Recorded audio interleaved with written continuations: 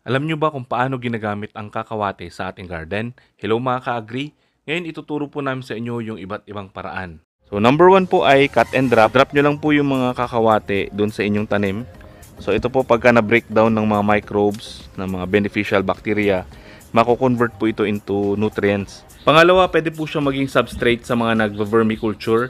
So yan po yung isang materials na pinapakain natin sa mga bulate para makaproduce po tayo ng mga vermicast. Pangatlo po ay yung sa land preparation. Ginagamit ko po itong kakawate during land preparation. Nilalagay ko po sa ibabaw ng plat tapos hinahayaan ko po siyang mabulok at least 1 week then bago po namin siya tinataniman.